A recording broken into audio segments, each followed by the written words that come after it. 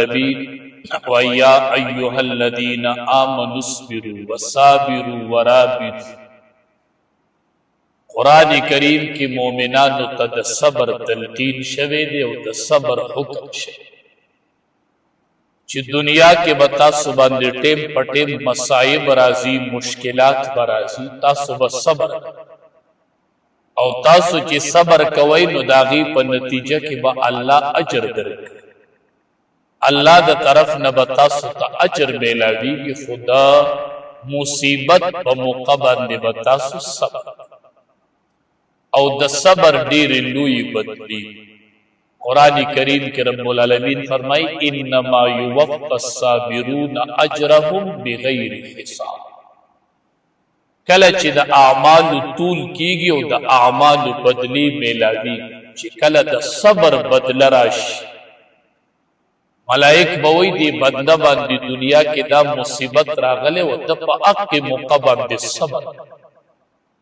د پړه ډیر غم تیر کړي او صبر یې کړي، د دې صبر ورله څومره بدله ورکړي. د الله د طرف نه به اعلان وشي چې دله د صبر بدله ورکوي، خو بغیر حساب،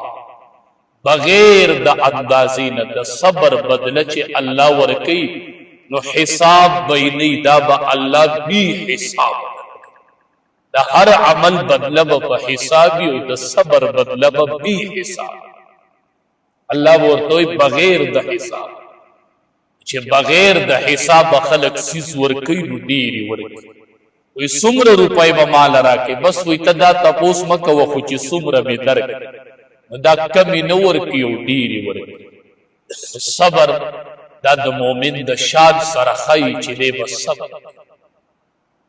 حدیث مبارک کې راځي چې کله مسلمان ته یوه صدمه ورسي، لکه د ده په خپه کې ازغې ده، دا څومره معمولي صدمه ده، یا د یو څیز په دې جیب کې یخی دی او دی وایي دا په دې کې پروت دی، نو پروت دلته دی او دی وایي ما دلته یخی دی، نو اچانک دی جیب ته لاس کې او هغه څیز دلته او دی په تادۍ باندې رالي او د ده نه جیب خطا شي، نو د ده دې زړه ته یو درد ورسي، دې څیز په تادۍ راوچتوي او هغه هغې جیب کې نه بل جیب کې پروت وي، نو د ده زړه ته یوه صدمه ورسي. حدیث مبارک کې راځي په دقې صدمه ورلم الله په عملنامه کې نیکي ولیکي.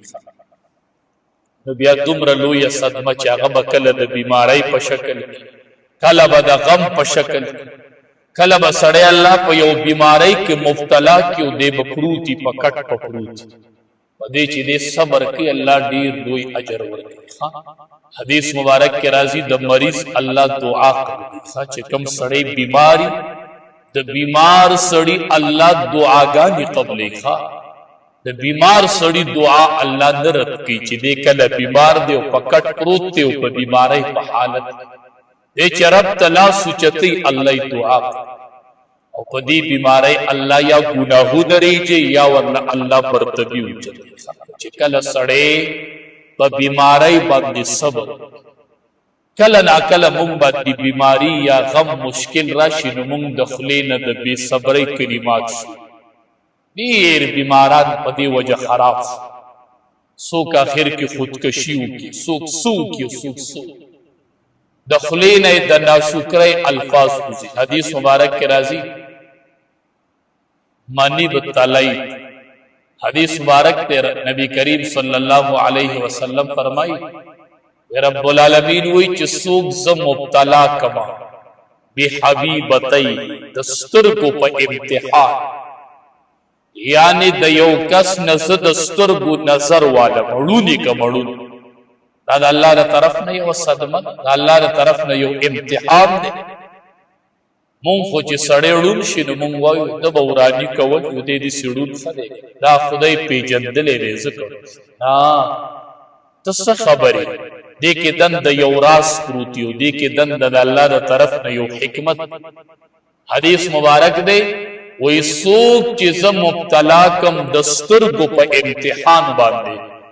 او د هغه نه د سترګو نظر والم او فصبره او دې د هغې په بدله کې صبر، چې دا نعمت الله را کړی و الله واغستو رب العالمین وی زبا د دې سترګو په عوض کې دله جنت ورکړم. ما د سره سودا وکړه، ما ته د سترګو نظر واغسته او د صبر وکړو، د دې په عوض کې به الله وی زه جنت ورکړم. نو ته څه خبرې؟ هغه الله جنت ورکړي او هغه الله جنتي کړي او ته دوزخي شي. نو دا امتحانونه به ټیپ په ټیپ په دنیا کې راځي. ښه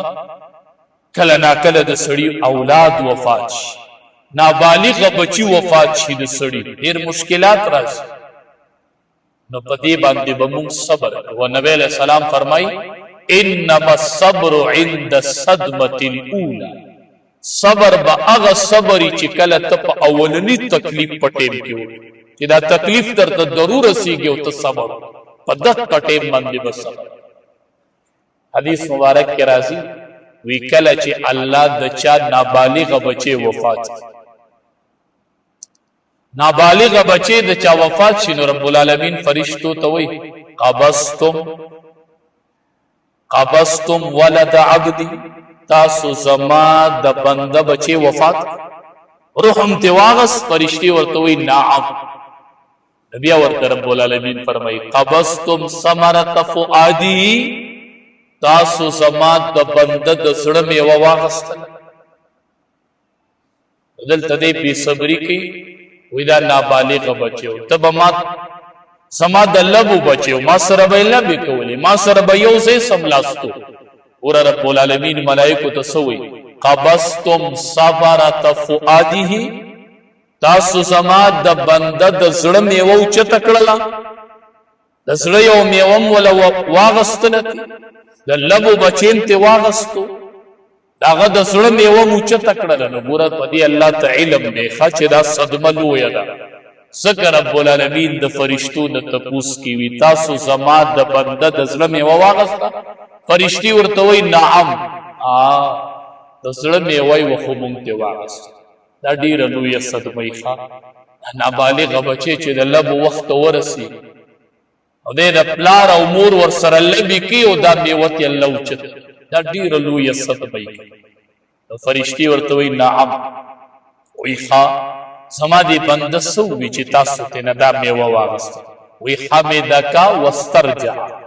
ستا دې بنده ستا حمد بیان کو، انا لله و انا الیه راجعون. دا د الله له طرف نه ده او زما د الله په فیصله باندې صبر دی. انا لله و وی دې ټیم کې دې بنده ستا حمد بیان او انا لله و انا الیه راجعون وی چې الله را کړې والله واغس. رب العالمین فرشتو ته وی ابنو له بی، دې بنده له یو کور جوړ کړي، دله په جنت کې یو کور جوړ کړي او فسموه بیت الحمد، او د هغې کور نوم ورنکې دی بیت الحمد، کور د حمد او د ستایلې. چې کله ما دنیا کې د ده نابالغه بچی اغستی و نو د زما حمد بیان کړی و، نو د دې په بدله کې دله کور جوړ کړی او نوم ورنکې دی بیت الحمد، کور د حمد. دا چې الله ستا یو نابالغه بچی په دنیا کې والي ټیک ته تا ته صدمه ضرور رسېده، دا صدمه به دې ورو ورو سپکه شي، خو چې آخرت ته سوچ وکړي چې زه په دې صبر وکړم ماله الله په جنت کې یو کور خیر دی که نابالغه بچی الله واغس، خو هلته الله کور راکړی دی. د دې صدمې په باره کې خو ناشکري به نه کړي، د صدمې په موقع باندې به صبر. دا اجر به هله میلاویږي چې کله بنده صبر وکړي، چې صبر یې نه کړی بیا اجر نه میلاویږي. او دا نابالغه اولاد به د مور او پلار دپاره هلته سفارش، دا به سفارش کوي. حدیث مبارک کې راځي چې د یوې زنانه حمل ضایع شي. بعضې زنانه وي اکثر د پیدایش نه مخکې د دې زنانه حمل ضایع کېږي، ډېر حمل یې ضایع شي. حدیث مبارک کې راځي دا حمل ناتمام بچې، دا حمل چې د زنانه ضایع شوی دی دغه حمل به قیامت کې راتلو کی او دې بور پورې بنخطې او دا به جنت ته راکاږي، دا به دې پورې نښتې او جنت ته به یې راکاږي. په دې الله دومره اجر ورکوي. مونږ خو وایو تکلیفونه دي او زما پې سر، بیماری دی او زما پې سر دی. نه، دا ارس یو رب اینی او دا دا غد طرف نرازی تا پی صبر کوا حمل معصوم لا سڑی لیدلے نه دی زنانا حمل زایشو دا حمل با دی پوری نخطی او دا با جنت تراکا دا اخرت دیر لویا گٹا ہر حالت کے مونگ دا اللہ بردیان مونگ بس صبر کو تکلیف پر آزی خو مونگ بس صبر او دا صبر بیا دیری لوی بدلی دا اللہ بنسبت دیری غٹی بدلی و اجرون رب العالمین صابرین لتیار مونگ کے صبر نشتے بس مونگ کے صبر نشتے بے صبر شو بیا دخلین اغا کلمات وای بس بے صبرے کی دخلین کلماتو موز دلاس نم دسی کارون موشی چی بیا رست استومانی نبی علیہ السلام فرمائی لیس الشدید بالسرعت انما الشدید الذي يملك نفسه عند الغضب پالوان سڑے پی جنے پالوان اغا ندے چی بل رو پرزوی او پرا پرزولو کی تکڑی دا پالوان ندے پالوان اغا دے چی کل دل غصور شیو دے پا دغا ٹیم کی خپل نفس کنٹرول دا پالوان سڑے پالوان اغا ندے چی بل را پرزوی پالوان اغا دے چی دو غصے پا ٹیم کی پا خپل نفس پا دے قابو اسی نچی دخلی نبی چاہتا کنزلو امون خوشات شنو بیا پریشیو چاہتا کنزل کولا چاہتا سیادو چاہتا سیادو اکثر پکی دیر شاٹ شی بی بی لطلاق بیا رستوئی وی دا طلاق ما پا غصہ کی ورکی طلاق سوک پر ازان ورکی چی خب بی بی تغکی چی دیکھ وارا شمال چیر آورا سنگے خی خیر دے ابھی اور تفکلی پا خوشحالی کی وی چی ما تالا طلاق دا ریزی پا خوشحالی کی دا خوی غصہ نو دا دا غصی حالتی خوزان با کنٹرولی نبی کریم صلی اللہ علیہ وسلم فرمائی چی پٹول دنیا کے چی سمر روا سیزو نبی جائز سیزو نبی لکہ طلاق دا پا شریعت کے او جائز امر دے چی نسڑی بل الار پاک تی نشینو اخیرے ابشد بیا دا طلاق استاد اللہ سے ظلم کی گئو دا بی بی حق نشے ادا کول تم گیرے غم گیرے دا اخیرے حل طلاق دے نو طلاق روا کار دے خوچی سمر روا کارون دی پا دنیا کی باغی طول کارونو کے اللہ تا ناخوخ کار چلے گا طلاق ناخوخ کار دا اللہ پا نزا گا طلاق او حدیث مبارک کے رازی چی کم بی بی دا خاون دا طلاق و مطالبہ کی بغیر دا عذر سو عذر ورطنشتد جگڑ ناشی ندا بسوئی چی مالا طلاق را یو رس روٹائی کم شو مالا طلاق را کپڑی روانه بستی مال طلاق را کم زنانه چی دا خاون بغیر دا عذر دا طلاق و مطالبه کی او لفظ دا طلاق زوتی نبی علیہ السلام فرمائی پا دی زنانه بانی دا جنت بوی حرام دی چی دا خاون دا طلاق و الفاظ او بار بار پا وڑ خبر خاون توی مال طلاق نن خدا رواج شده بس معمولی جگڑ مال طلاق پا دی زنانه دا جنت بوی حرام دے چی دا خاون ندا بغیر دا عذر نتا طلاق و مطالبہ دا اکثر کارون چکی گی طول دا غصی پا حالت مونگ نا بے صبری وشی بے صبری را نوشی کل ناکل سڑے غربت دیر گیر کے جو بے صبری تی نوشی کادل فقر ان یکون کفرن کل ناکل دا غریبی سڑے کفر تو ورسو غریب شیڈیر جو بس دا کفر کلمات تو غیر شروع کی جو کفر تو علی رضی اللہ تعالیٰ دھولا یو مکاتب غلام را گے دا خپل قرص شکایت ورتو وی پما ڈیرا قرصات علی رضی اللہ تعالیٰ ورتو فرمائے ویزتا تا اغا کلمات ونخیم کم چی ماتا امام الانبیاء خود دی دا قرص بارک در تا اغا کلمات ونخیم چا اللہ دی قرص ختم کی اوی که دمرا قرص دی لکا جبل سیر دا سیر یو غرب وی که دا جبل سیر امرا قرصی در باد دیخو اللہ بای ختم اللہ بداغی دا ختمولو اسباب پیدا کی وی در تا نخیما چی ما تخپل محبوب خود لی دی وی ولی راتا نخی بما ته نبی علیہ السلام ښودلي اللهم اکفنی بحلالک عن حرامک واغننی بفضلک عمن سواک. دا چې په چا قرض وی چې د جبل سیر عمره د سیر غر عمره قرض در باندې الله به د ختمولو اسباب پیدا کوي. دا دعا کوا دا ما خپل محبوب امام الانبیاء خو ترمذی شریف کی روایت ودا ما ته نبی علیہ السلام ښودلې ده اللهم اکفنی بحلالک عن حرامک واغننی بفضلک عمن سواک. الله به ټول قرضې ختم. دا چې چا باندې قرض دا وظیفه کوي الله به ټول قرضې ان شاء الله الله به اسباب پیدا کوي. هر مانځنه فرض مانځنه پسې 3 پیری وای فرض مون دی وکړو ناسلا و اللهم اکفنی بحلالک عن حرامک واغننی بفضلک عمن سواک. و شرط پدې چې مونږ پکې ښه دا د فرض مون نه پس چې 3 پیری وای دا هر فرض مون نه پس دا غر عمره قرضې در باندې الله به ختم. الله ته متوجه کیږي صبر کوه بے صبری بکوه بے صبری. اول خو کوم سوچو عبادت زمون په هغه طریقه نه چې کومه طریقه د قبلېدو ده نو سبا زمون دعا قبول شي سبا زمون دعا قبول شي.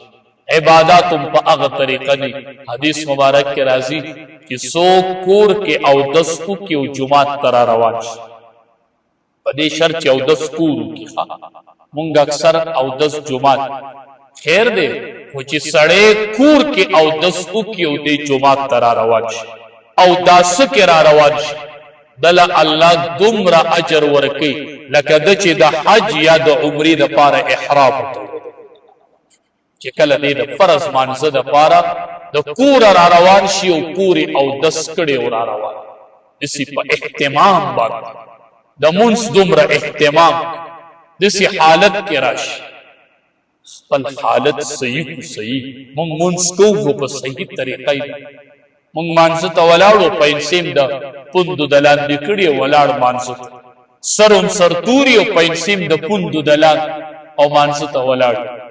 امام الانبیاء فرمایلی ما اسفل من الكعبین من الازار فی النار. نبی کریم صلی الله علیه وسلم فرمایلی ما اسفل من الكعبین من الازار فی النار. د چا لنګ او پرتوک چې د پټاک نه کتوي ففی النار دی به د جهنم په اور دا پټاک په د جهنم اور سیزي چې دا پټاک کله په 500 لنګ کې پټ پروتو نو ففی النار دا به د جهنم اور سیزي دې ته به د جهنم د اور ګرمایش رس دا به سیزي. د دې طریقه دا نه ده چې ته جمعه تر دنده کېږي او بډي وای دا بډي والو ټیک نه دي ښه بډي بم نه وای نو مونږ زر بډي وای د بډي به نه وای ښه چې کله ټیلر له ناپ ورکوي هغه په دې ځای پیته کېدي نو تاسو به خیال کړئ دا ټیلر دا پیته د پټاک نه کته راوړي خیال ومي که نه ناپ چلي کته یې په دې پجه ولګي په دقه ځای وله دا لاس ونیسه وایي د ناپ ځای وپېژنه ښه ماله چې ناپ علي نو زما دا پیته به د پټاک نه بره نسي نو پرتوک چې جوړوي نو لڼې جوړوي چې د بډو والو ضرورت پکې نه ټیلر ته وایه ماله چې ناپ کوي نو د پټاک نه بره به یې کوي. د نبی علیه السلام د خولي حدیث مې اورېدلی دی چې د چا په لنګ او پرتوک کې دا پټاک پټي نو ففی النار دا به د جهنم اور سیزي ماله دا د جهنم په اور بسې نو د ابتدا نه چې بچولم ناپ کوئ ټیلر ته وایي چې پرتوک ورله نیسي نو د پټاک نه بره کوه. نبی علیه السلام فرمایلي چې ففی النار دا به د جهنم په اور کې نو زمونږ په داسې حالت منځونه او کله چې اودس کوئ که نه د ګوتو خلال کوئ ښه د خپو د ګوتم کوئ او د لاسونو د ګوتم دې ځایونو کې ګوتې ووایئ دې ته خلال. بله طریقه درله نه درځي یوه طریقه د خلال کتابونو کې دام راغلی دی دا دواړه لاسونه داسې یو بل کې ورکوي خلالو شو کونه شو دا ځایونه لامده شو. حدیث مبارک کې راځي څوک چې په اودس کې خلال کوي خلال نو دې ځایونو ته به د جهنم ور نه داخليږي چې دی خلال ته دې زینې دا قرتونه چې د ګوتو دا لمدوي په داس کې دي سي د خپو په ګوتو کې او داسه کې خلال کوي او دا تصور کوي چې نبی علیہ السلام فرمای چې څوک د ګوتو خلال کوي دا به الله د جهنم په ور باندې نسی دا به الله د جهنم په ور نسی مونږ اول عبادت کو نو چې کوي نو بیا د عبادت په شان دي عبادت کو خو د عبادت په شان دي کوي عبادت په شان صبر چې دی په دی الله ډیر اجر اکثر بتا سولې دي دا جګړې چې څومره کېږي دا د بے صبرۍ د وجې نه کېږي نبی کریم صلی الله علیه وسلم وی زه سیمواري ورکومه د جهنم د جنت په طرف کې د یو کو د چا د پاره نبی علیہ السلام فرمای چې کم سړی په حق یو دی جګړه پری دو کسانی کنا د دې جګړه راشي چې کم سړی په حق او دې بیا جګړه پری دي چې زه جګړه نه بس ایبا زه په حق چې کم سړی په حق یو بیا جګړه پری دي نبی علیہ السلام وی صد د سیمواري علما چې د جنت په طرف کې بدل زه یو کور ورکو صحیح سیمواري چې د جنت په طرف کې بدل یو کور بیلای او کم سړی چې دروغ پری دي په غب کې دروغ پری دي مونږ اکثر په غب کې راشو چې بیا دروغ شروع خیالو می د خلکو د خندولو د پاره دروغ شروع وی کم سړی چې په دروغ پری دي او په غب کې پری دي نبی علیہ السلام فرمای زد د سیمواري علم د جنت په مینس کې د یو کور د جنت په پاس چې دې په دې چې به دروغ او په غب کې دروغ پری دي مونږ اکثر دروغ نه وایو تاسو ته وایو خو چې غب کې راشو بیا په کیسه د خلکو د خندولو د پاره د مذاق د پاره فرضی قصې شروع او فرضی دروغ پکې شروع نو چې دسی سړی دروغ پری دی چې په غب کې دروغ نه وایي نبی علیہ السلام فرمای زو ول د جنت په مینس کې د کور سیمواري و د جنت مینس کې چې عبادت کو په هیڅ صحیح طریقې صرف فرض منځ کو خو په صحیح طریقې صحابی راغه نبی علیہ السلام ته وی په ټوله دنیا کې الله ته خوښ عمل سره په ټوله دنیا کې نبی علیہ السلام ورته فرمایل الصلاۃ علی وقتها منس خپل وخت په دنیا کې الله ته د دین خوښ عمل نشته الصلاۃ علی وقتها منس خپل وخت کوي وې دې پسې بیا کوم عمل غوړه دی وی بر الوالدین د فرض من نفس د مور او پلار سره خصلو د مور او پلار سره خبر تو د فرض من نفس خو عمل الله تبر الوالدین د مور او پلار سره خصلو او د دین پس